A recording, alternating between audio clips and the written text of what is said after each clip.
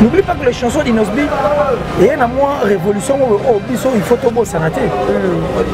Il est parmi les rares artistes qui a pu moitié comment basara ba chanson sans insanité, mais des tubes à succès.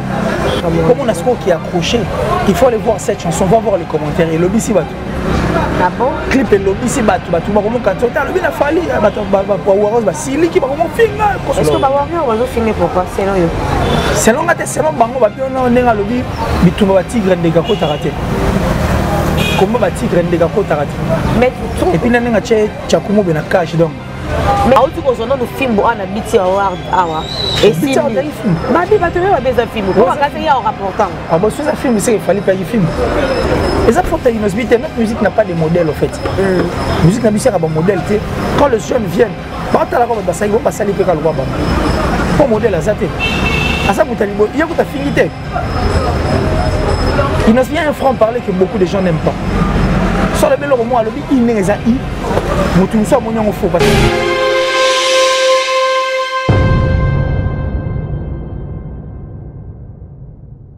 voilà, merci Bafagnon sur BM Télévision. Il y a Ono sur l'ambulation.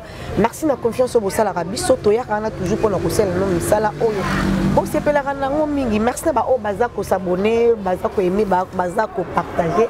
Et Rossala Rabiso vraiment bien makasi. Grand merci comme ça à Papi Miko, mes chefs d'état-major depuis la Belgique et salut bien. Grand maître John Germael Bibende depuis 0044 et Papa Djikembaya.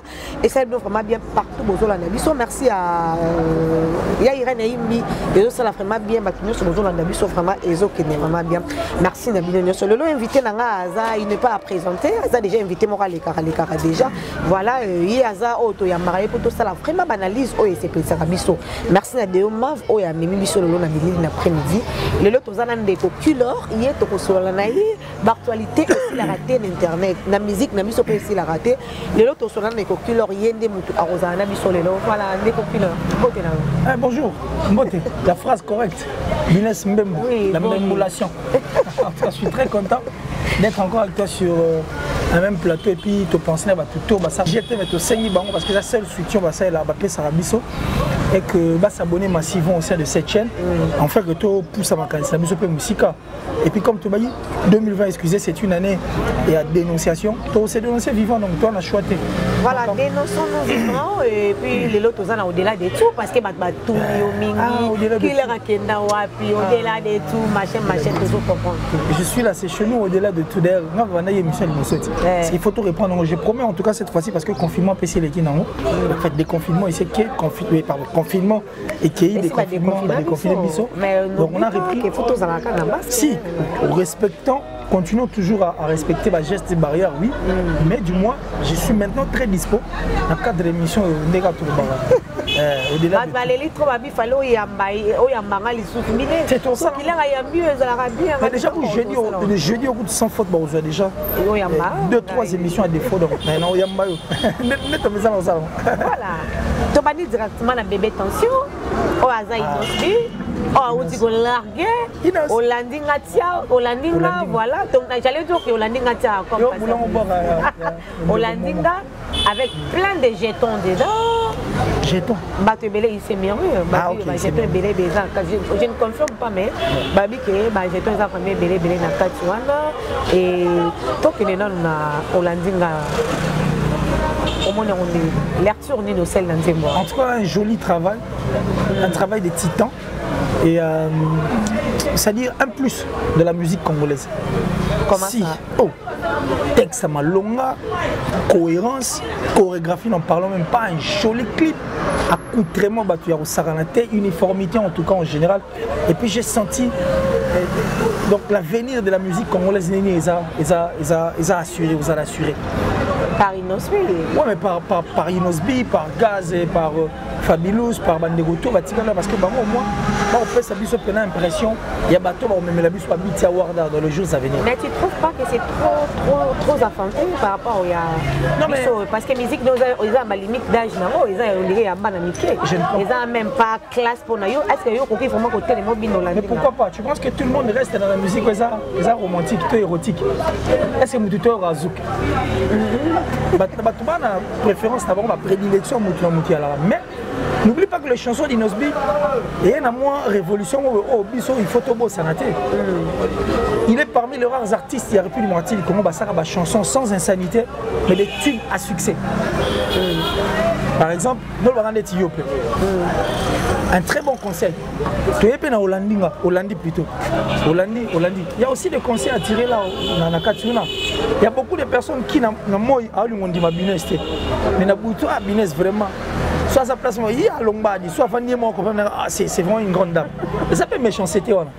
Ça dit que ça va bon soit Inosbi à rechanger arme de Paul. Donc c'est vraiment un travail de ouf quoi. Un travail de ouf. J'ai dit merci comme ça à Inosbi et puis félicitations, courage à lui, bon vent dans Hollandi. Et il faudra aussi signaler que Inosbi a boiti Hollandi, a boiti Tubona Hollandi sans pour autant informer Batou. Même pas parce qu'il nous a vraiment accro dans ma caméra. Ça dit à surprendre les Batou. Il a surpris en fait le gens. On a surtout maman, tu es baïga au mais on ne savait pas c'était quel jour. À cette moment Jésus-Christ sort ça la biso. Hollandais, étant Hollandais, on va signaler que dans 72 heures, à combien de gens, 2 millions et quelques comme ça. Mais c'est combien de parce qu'on a 1 million. 2 millions. 2 millions. Là, on a 1 million. 2 millions.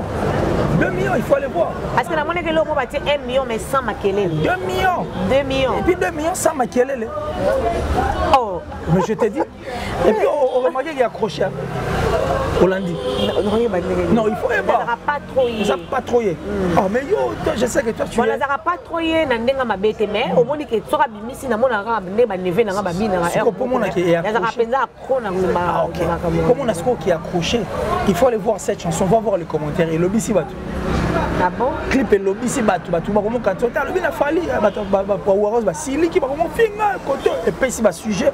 Tu as la musique internet sur le monde entre autres biso beton na katobe t'appelle sur. Est-ce que ba Wario va finir pourquoi selon yo? Selon bango ba bien on nga lobby bitumba ba tigre ndeka ko tarate. Comment va tigre ndeka ko tarate. Mais et puis nanga tchakumo be na cash donc. Mais est-ce que Batebe bazo ba que musique d'emi comme il y a impolitesse? La balangage n'est pas trop vulgaire et puis makamuna emi ngeza vraiment bien fait. Bato bazo soutenir les gens au local net bazo pousser les sous amata makasi pour banda ko manquer mikolo. Auti ko zono no film bo ana biti award awa. Et si babi Batebe ba beza film ko makasi ya rapportant. Ah bon ce film c'est qu'il fallait pas y film. Yenem tabeta ki tolo trop ba. Tabeta ki tolo te ba tchaki ka pona sima. Nous avons parlé de lui pour Kakina Rafel Bitiorde ana. Il s'est même expliqué dans une émission, il y a place à. Il s'était expliqué. La film boutin, à Juan Montin, aïe. Mais une fierté pour lui parce qu'il faut voir que nous oublions que ce garçon-là qui a 23 ans. A un parcours bien. À 23 ans, il a été nominé. Et la valeur n'entend pas les nombres d'années. Voilà, donc c'est pour dire quoi? C'est pour dire que il est parmi les artistes et musiciens congolais qu'il faut soutenir. Ici, on soutient la musique, on ne soutient pas Inosbi. Mais pour soutenir, on a une politesse. Sur autour de la période. Parce que tu vas bien comme trop boudé, trop comme mon atelier au-dessus même de Nicolo. Toujours on est ici. Voilà. La période où il fallait pour le quartier latin, à cette émission où il a tenu des propos bizarres contre JB Piano. Récemment, tout autre émission, le premier soin fait rigolo. Et Kofi Olomide. Nous avions vu aussi Manda Chante attaquer des gens et autres. On n'a pas suivi. Les affaires de Inosbi, notre musique n'a pas de modèle en fait. La musique n'a pas de modèle. Quand les jeunes viennent, ils vont passer les pécales. Pour modèle à Zate. À ça, il y a une finité. Inosbi a un franc-parler que beaucoup de gens n'aiment pas.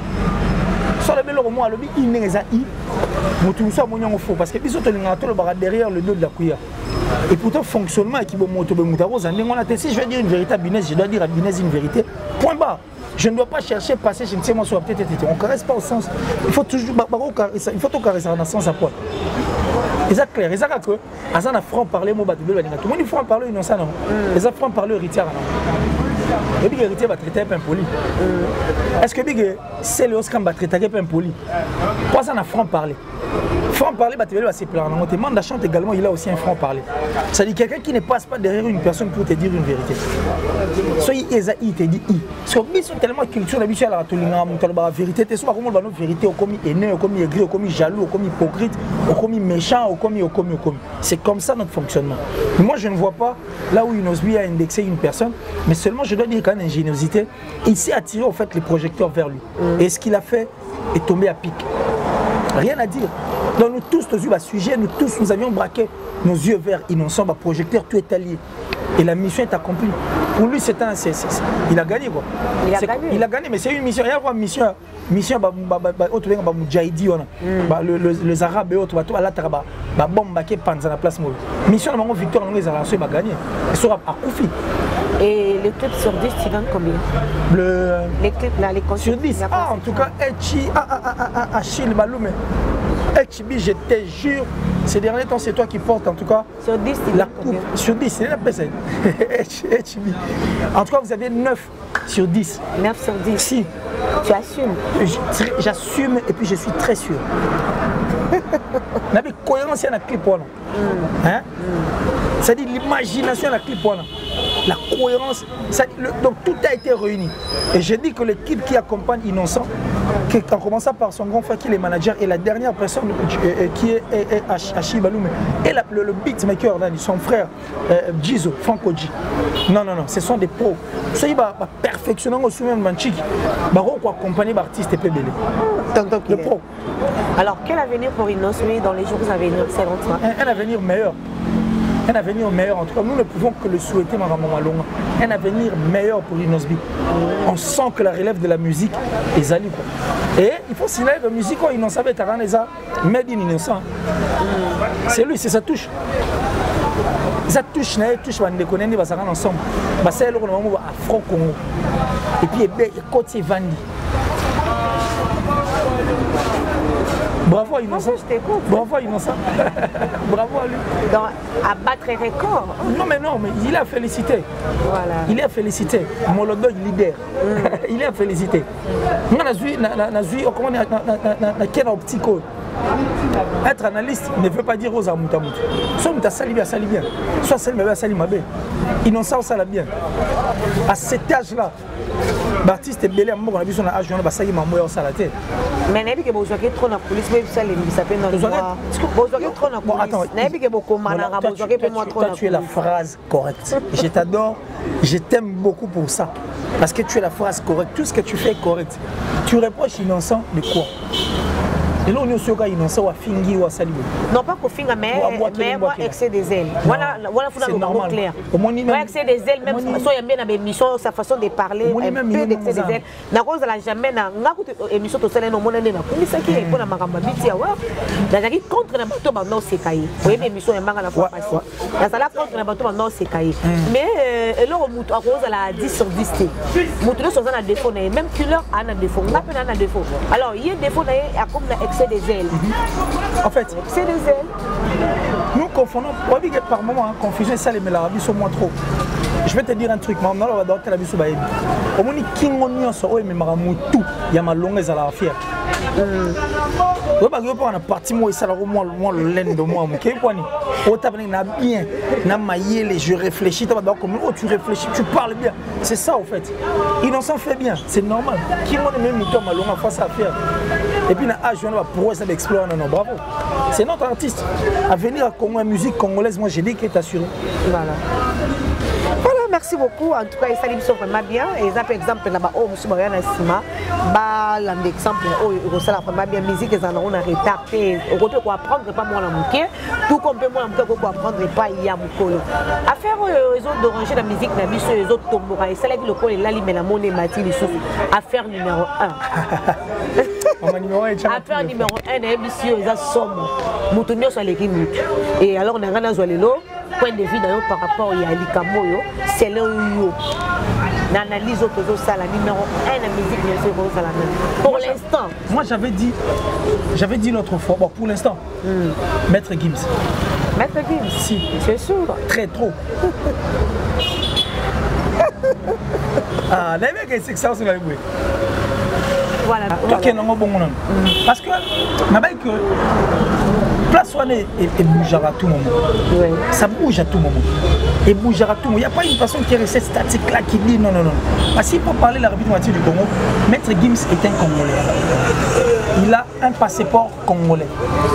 Dans la musique à mettre Gims, on retrouve rumba, on retrouve rap, on retrouve opéra, et puis on retrouve musique, on trouve la musique urbaine autour de une musique ouverte au monde.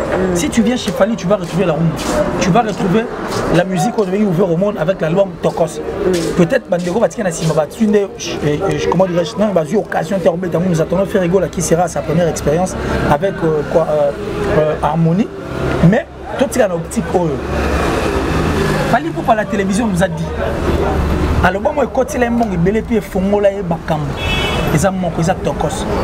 Na Tokos c'était des featuring en featuring et puis un album ouvert au monde. N'est-ce pas? Maître Gims musique à bêta les musique au fallait mettre na Tokos. C'est la même musique. C'est la même musique. Parce que les personnes que Fali a fréquentées, ce sont les mêmes personnes que Maître Gims fréquente et qui peut aussi proposer à faire des featuring pour ça va featuring Dadju et les autres. Surtout qu'il y a la prouesse. Maître Gims, il single d'or, disque d'or.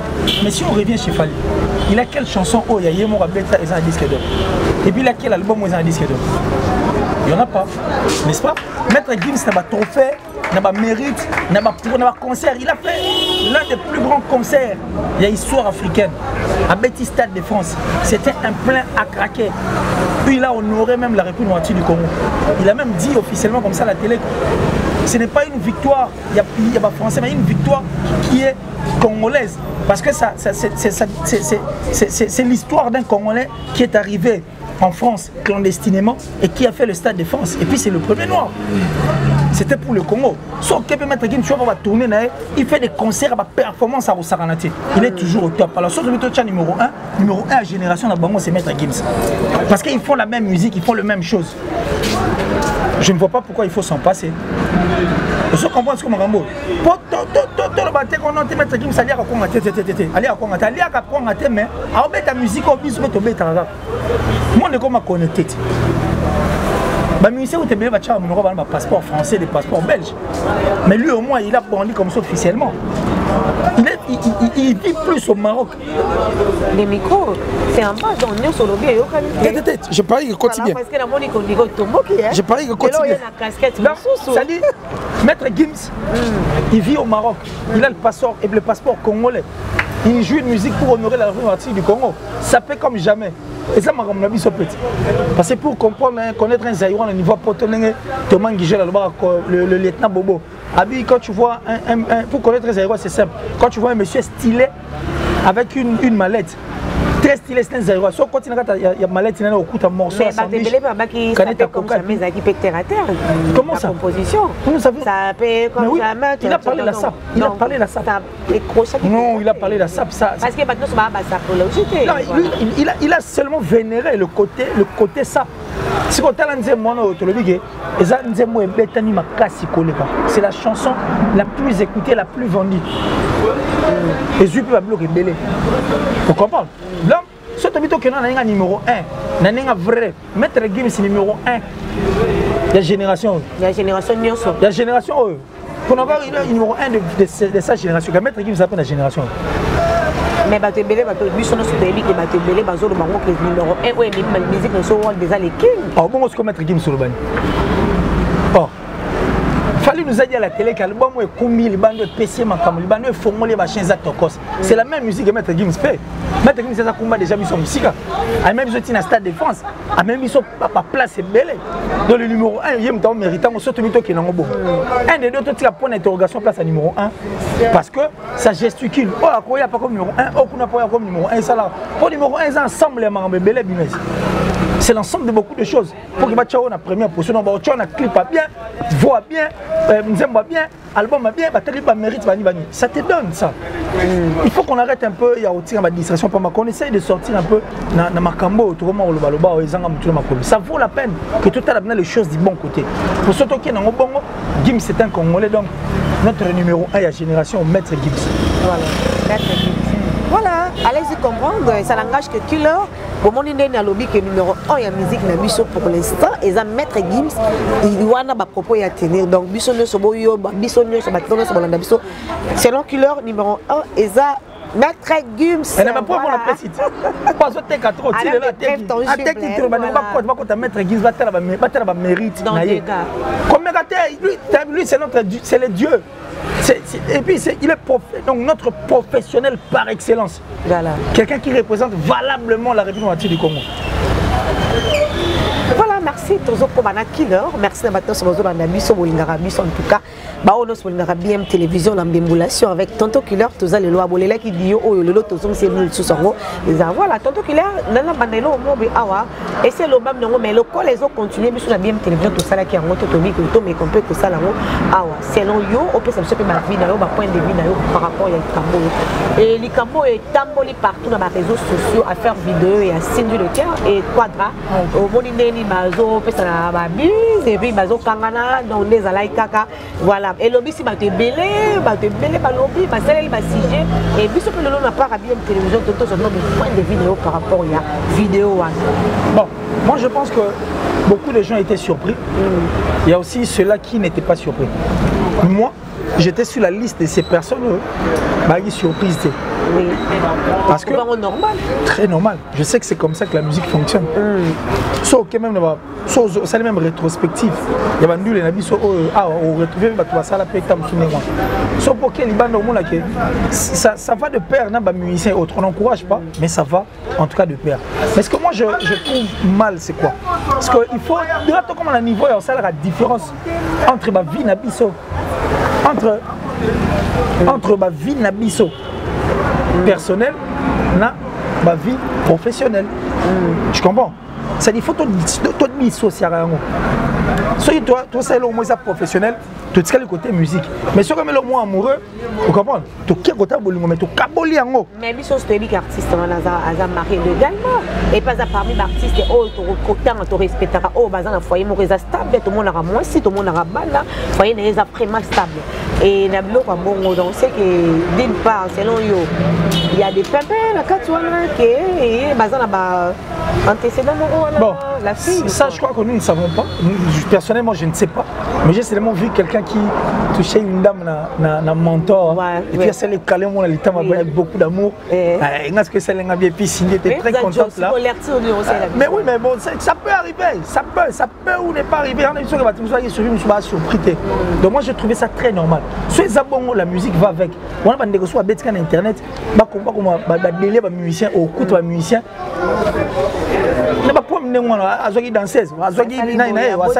Ça va de pair, ça va de pair. Mais on irait toucher le foyer. Il se murmure que moi ça sera tomoki. Non, mais c'est d'abord une adolescente. De faire un papa, machin. C'est d'abord une adolescente. Et puis il faut comprendre la relation. Mais justement, c'est ce que j'allais d'ailleurs dire. C'est d'abord une adolescente. Et puis il faut comprendre la relation que tisse cette fille et sa mère. Oui. Elle a trop rapproché. Ils sont trop ensemble. Tant père, la qui est né à Kinshasa, qui est un ami qui était, et qui est peut-être rarement, alors elle a plus avec sa mère.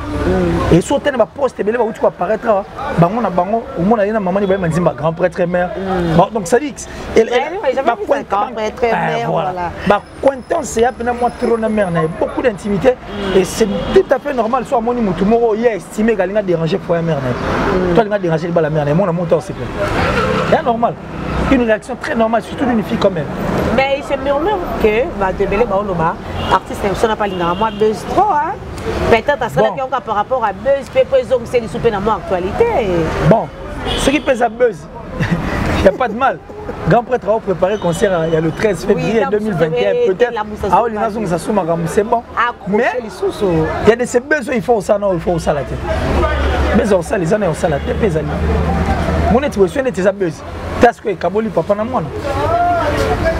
Mais grand prêtre mère, la fille, ok, la reine à terre, ou bien reine. Voilà, donc c'est dégénérer la situation. Donc, qui essaie un peu de voir les choses du bon côté, ça fera du bien. Mais si on va qu'il fallait la fille à sa suspension. Suspension, pourquoi? Par rapport à la vidéo, elle va suspendre rien. Mais qu'est-ce que la vidéo a à voir avec la musique? Et le roi n'est le mot pour approuver tant tout. Non mais qu'est-ce que la vidéo a à voir avec la musique? Ça c'est un autre monde, c'est une autre vie. Voilà. Une vie peut-être amoureuse, mais puis une vie professionnelle. L'amour ne peut pas affecter la profession ne peut pas affecter l'amour. Il y a deux choses différentes. C'est normal. Normal, très normal. Donc voilà. C'est trop fort. Hein? La phrase correcte. C'est grave. C'est trop fort. Bon, le bon Dieu, Barbara. Le bon Dieu est une femme. C'est une femme, tout son mystère est caché dans la femme. C'est normal, une femme est semblable à un filet. Filet sur on a quatre mailles et quand elle retourne écoute en a quatre. Donc moi si tu es bien, la femme par moment se rappelle, elle a toujours eu tort, c'est comme un grain de maïs. Moi je me dis ça. Ils ont un tort, ils sont soso. Attends, ce soit les gars, ils sont croisés comme ils sont pas dedans. Donc, moi, toi qui t'es au sol, tu as tellement mon attends, moi, si on a des raisons, on a un déjà, moi, trop. Voilà. Merci beaucoup, tonton Kilar, comme on connaît sur la souka, bisous, tu auras vraiment ton minute. Ready à Missy, en featuring avec Héritier Watanabe. C'est du lourd. C'est du lourd. Quand on a un featuring avec Ready à Missy, moi, j'ai pensé à beaucoup de choses. Au Talabis, on va leur dire ceci. Il y a des featuring payants. Ouais. Bah featuring est bello mon aba foot là on là grand là. Mais oui, mon taille pas de chanson foot. Bah featuring so mon arrêt featuring tata les gars. Ah ne lo tena aider. Bah featuring monsieur ka muta prometteur bah featuring monsieur bo sali featuring ah c'est la temps on va noter comment à soit pourcentage. Bah featuring yana ba ndenge belé. Mais featuring héritier sali, et ça featuring mo esengi l'art. Mais c'est maintenant un featuring qui va permettre à Héritier Watanabe d'apprendre. Parce que chanter avec Ready à Missy, il faut le dire à toutes ces personnes qui sont en Missy, n'est pas le moindre. C'est un grand artiste avec beaucoup d'albums à succès et des chansons qui ont marqué en tout cas Mokil. Tu vas pleurer. Voilà. Voilà. Et puis trop nature. Voilà. Et parmi les artistes musiciens professionnels, Ready à Missy a goûté aussi le professionnalisme de la musique parce que ça a tourné na Papa Wemba avec Peter Gabriel, Tambola Japon, donc c'est un nom, il a beaucoup en lui. Oh, il faut que les combats qui débat toucher pour qu'il puisse apprendre. Nathalie, écoute, image, Héritier est en train de chanter à Emile Club. Ah, on peut utiliser les colonnes en trop. Mais non, c'est mon bas, si on est acquittés, quoi, ils ont un assez. Voilà, Héritier Zongi na Sewana, mais je te dis na Kamo l'héritier Koemba. Bon, mais tel est-ce qu'on était là. Mais Azuyango, l'héritier aujourd'hui, ici, il a encore ajouté un plus, c'est-à-dire qu'il connaissance, il a réduit à Missy. Comme il a tout en lui. Il a tout en lui. Donc, pour moi, je dirais que c'est un joli featuring et puis un featuring qui a permis à ce que Héritier Watanabe apprendre davantage. Parce que Bisso, toi, un patient, la musique, non, j'ai mis des mots, mais tu vois que la musique, ah, mais non. C'est scandale. Tu vois déjà, Papa Chériel Salvatore de la patrie que je salue. Tu vois déjà, mais ce que tu vois que Ready à Missy, na Wenge Sigo, Wenge et Héritier Watanabe. Donc, coup de chapeau, j'ai d'ailleurs regretté parce que nous avons répondu faire rigolo là, on s'appelle le mot. Espérons qu'il y ait. Donc Bunès, pour moi, j'ai dit coup de chapeau à Héritier, coup de chapeau à lui. Merci surtout pour notre cadeau à Salibiso. Il y a mis des mots et puis cadeau à featuring. Tu s'attendais même pas qu'un jour on s'appelle featuring. Si, vous t'avez quand parce que featuring comme ça, tu as ça featuring ça appuyer dans moto pour te mettre dans ma cambo. Et puis ça nga disque et ça nga boy. Featuring comme ça bon. Au cible ba tout va ma casse bon. Bon on va ça la gagner ba trophée dans ça la boy. Mais Héritier au moins tali trophée tali musique. Biso to tala. To linga ba ça ndule. Ndenge je même na ça la musique ya. En 1996, na ça la musique na boule que nzembo fait ça à 100 ans. Fait de l'amour en 96, mais il est aussi on dirait. Donc, merci à Héritier Watanabe Goga. Toi, tu as terminé, toi, vous avez mis en génie des mots. Votre équipe acoustique, il y a Ready à Missy. Si, déjà, quand je ne suis pas surpris. Je ne suis pas surpris de voir Ready à Missy. Après, ça mission mon acoustique.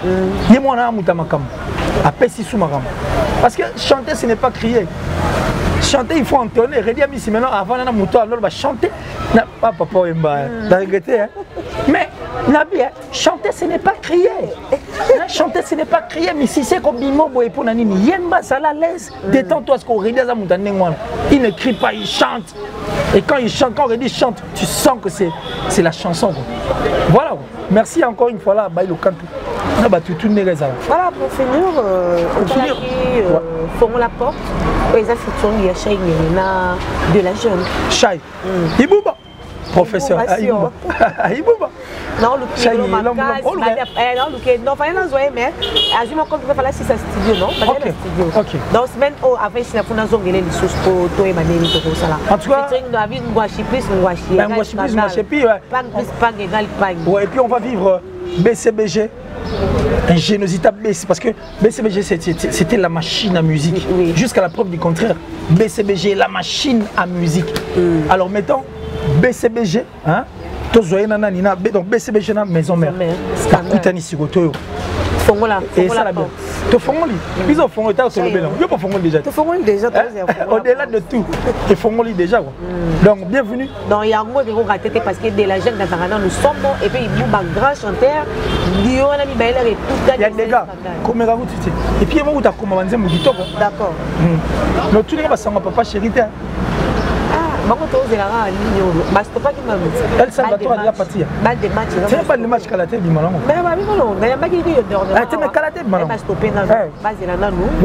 Papa Chéron retravaille, il est dans la touche à Souka, il est en train de toucher. Toucher bloc à Souka, donc c'est bon quoi.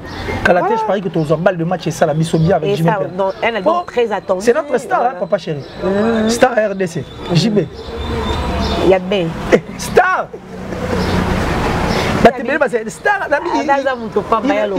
Il restera un ministère de la musique congolaise. Papa Chéri El Salvatore a déjà parti. Donc place néanmoins en nous disant merci. Mais seulement je veux lui dire que fais sa bise au bal de match. Tu comprends que comment la route comment la ça force non. Tu comprends que nous les avons vus cette distraction. Non, non, papa chéri. Au-delà de tout. Non, non, s'appelle papa chéri. Non, non, s'appelle papa chéri. Papa chéri. Quand tu as l'album, tu as la boule, la vionité, vrai papa chéri, au sombre. Non, tu as minora, pour payer, qu'est-ce que tu vas nous donner? Qu'est-ce que tu as donné à la réunion du Congo? Donc, quand tu as fait de l'amour, quand tu as TH, Internet, petit terreau, vieux à la Internet, à la Pesabiso Makam, Toyoka, Tobina, et ça, bien. Merci à lui. Merci beaucoup, tonton Pilar de quelques dédicaces. En tout cas, merci comme ça, la plus suspecte de toutes les Italiennes, Francine Mana. Tout ce que Mana touche te vient de l'or, donc voilà alors. Merci à toi, Mana Love, l'amant de Raïm et de Benel. À mon vieux Gianni Sitanchunga Poutou Bangamouchou, de Suisse-Irlande. Le gourou du temple, Tchunga Poutou. Je fais un bisou, salut. Et puis au boss, Eric Nka qui est depuis les États-Unis. Ma maman chérie, maman Julienne Diebo Bissembi. Depuis les États-Unis toujours, Vénabus va mourir en Autriche, Vieux du Lom en Pouille, exemple à suivre, Yama Rachel Moussolon Nzambé à Fantasy, depuis la Belgique, et puis à mon ami personnel, Fabrice Emmanuel Kalonji, le coach par excellence, depuis l'Italie toujours, première dame de Lausanne, merci Kouago Belich, ma vrai parent riche, on dit Louao, un enfant pas comme les autres. Numéro au ça va monter au Tchak. Et la Tchak au Tchak. Mais on peut se noter directement. Plus 243 89 526 54 54. Plus 243 89 526 54 54. Voilà, merci beaucoup. C'était là. Tantôt que l'heure, on a biso, on a bengaka. Il y a des invités sur le lot solo, lobby. Mais au-delà de tout, il y a les lots. Vraiment, bon, on a expliqué, on a en tout cas. Et ça, les biso vraiment bien matas. Merci à Deoma, Ozaki Simabilili. Merci à Batunius, au Balandi biso. Donc, bon s'abonner, bon aimer, bon partager l'émission à biso, bon comme la biso, ma commentaire, il y a au fin gâté, mais sur au monde, qu'on a besoin de la reproche, vous voyez, na PV. Et Ming Bazo, ma micro, ils ont des connaissances techniques, ils ont la carte, émission na sala qui récemment on a pasteur de l'île ici en tout cas bon lim lisanga na sengo na pardon il y a faute technique webi air boko mutu kutazo kufa bongo micro bongo eloko non technique que peut qu'on emboîtement donc il faut qu'on emboîter et il y a un problème na place au finga so za muta bonne foi aux ngosal ça mal tout aux amuta œuvre de charité on continue sur micro que même na cinéma micro même na cinéma no cam même na cinéma loko et au sala biso bien na place ba ko finga po biso ma copine na biso copine tam tout na micro o ils ont dérangé wana. Voilà, donc bon film à rater, bon on a rapide la privé et vous avez vraiment merci la mino, bon aimer, bon partager, bon s'abonner massivement à Bien Télévision. Merci à grand maître Jack Yamaï Bibéné, papa du Kembaya, merci à Papi Mikombe, chef d'état-major depuis la Belgique, je salue bien pour la Loto Soukawa. Bye bye.